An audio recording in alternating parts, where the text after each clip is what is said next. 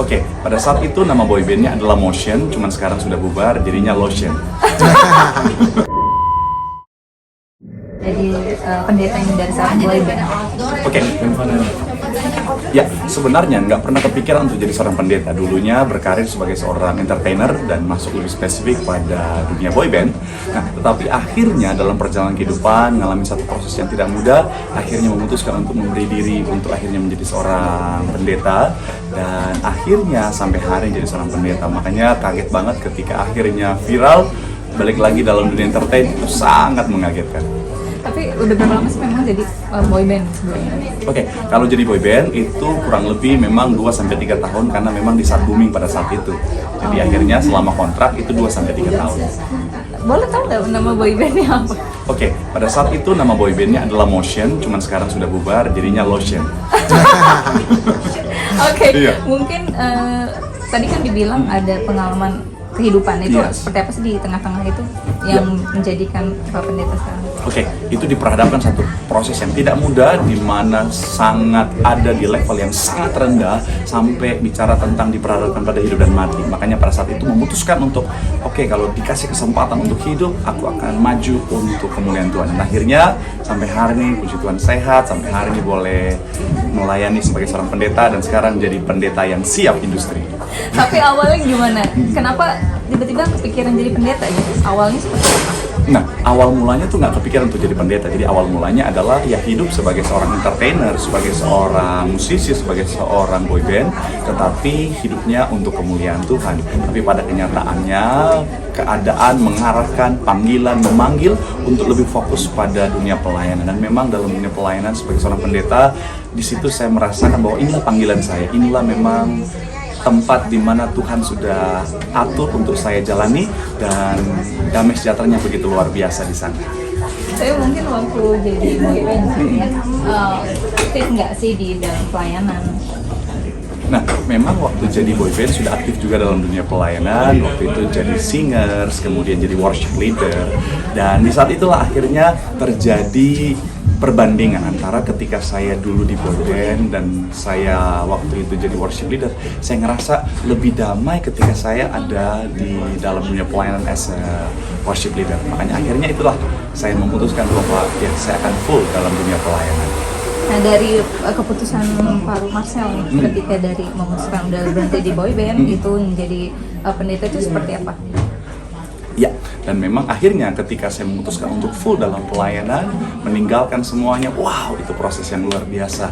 Karena saya ngalamin perjuangan hidup di sana, wow. Tetapi itulah ya, ketika kita memberi diri untuk melayani, untuk lakukan kebaikan, Tuhan yang tanggung jawab kehidupan kita. Akhirnya sampai hari ini selalu diberkati. Mungkin dari proses itu berapa lama sih Pak Pendeta sampai jadi akhirnya pendeta?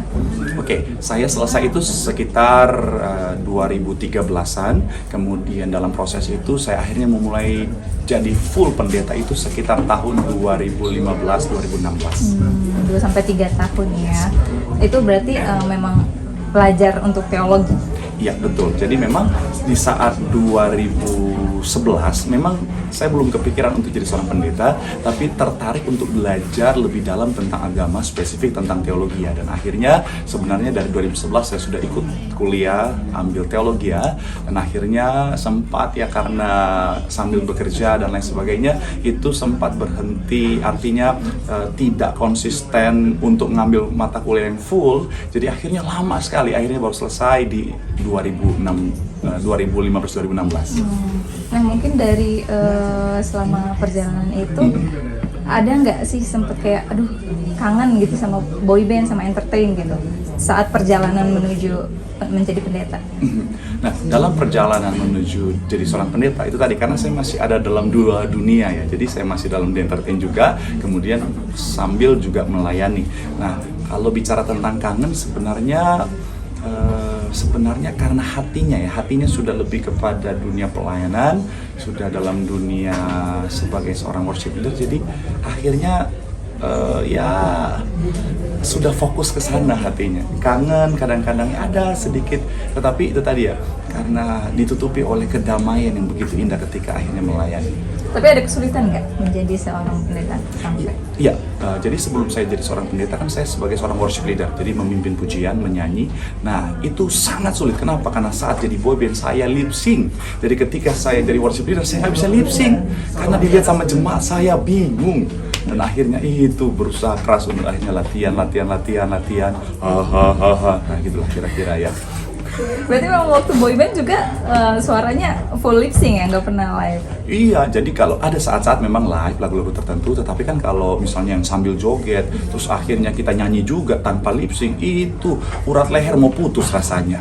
Jadi makanya dibantulah dengan lip sync, gitu kira-kira. Oke. Nah setelah menjadi pendeta nih, mungkin ada perubahan dari Marcel sendiri gitu, seperti apa? Oke, perubahan yang sangat terasa adalah bicara tentang tujuan hidup. Jadi kalau dulu saya mengejar, ketika saya sementara dalam dunia entertain, saya mengejar popularitas pribadi, saya mengejar kemuliaan pribadi. Tapi sekarang ketika saya sudah full melayani, yang saya kejar adalah apa? Untuk kemuliaan Tuhan, untuk boleh menolong banyak orang, untuk jadi berkat bagi banyak orang.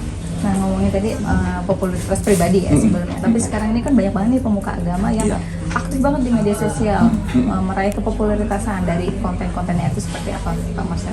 Oke, nah saya fokus untuk kepada bicara tentang dampak ya. Jadi saya gini, ketika kita dalam sosial media kita membuat konten yang baik, tujuan yang motivasi kita adalah untuk jadi berkat, untuk menolong orang, untuk edukasi banyak orang, itu akhirnya kan popularitas akan mengikuti. Tetapi pastikan sebaiknya kalau saya selalu mengarahkan diri saya untuk itu bukan menjadi tujuan utama. Popularitas itu dampak, tetapi menjadi berkat, untuk menjadi orang yang bermakna, jadi orang yang bermanfaat untuk banyak orang, itu yang harusnya jadi tujuan utama. Karena kan sebaik-baiknya orang adalah orang yang bermanfaat untuk orang lain, gitu kira-kira. Mungkin Pak Marcel sendiri kan rajin ya buat konten di Instagram gitu ya. Mungkin itu ada jadwal sendiri atau seperti apa sih buat konten itu? Oke, karena kebanyakan konten-konten saya adalah konten-konten, ada konten dakwah di sana, ada konten lucu-lucuan di sana. Jadi sedapatnya. Jadi ketika misalnya lagi dapat inspirasi, langsung saya usahakan untuk cepat eksekusi. Kemudian akhirnya saya buat jadi konten dan akhirnya saya share gitu. Mungkin keluarga atau sahabat sendiri ngelihat Pak Marcel gitu jadi pendeta yang viral itu seperti apa? Iya, nah mereka juga kaget ya, mereka kaget. Dan memang apalagi mami saya itu sudah mulai dikuasai oleh roh kesombongan ya, karena mama anaknya sudah muncul di TV lagi ya. Tapi ya saya sebagai anak, apalagi seorang pendeta, menyadarkan mami saya, ingat kerendahan hati itu yang utama. soalnya sekarang tuh lagi banyak kena angin ketenaran kan. Oh gitu. Jadi gimana nih untuk keluarga-keluarga yang mungkin merasa seperti itu, wah ini pasti Pak Marcel ini keluarga saya nih, bla bla bla. Iya betul, makanya akhirnya mereka yang lebih ngerasa jadi artis daripada saya. Padahal yang siap industri itu saya kan sebenarnya ya. Jadi buat yang menonton, pastikan cepat bertobat ya.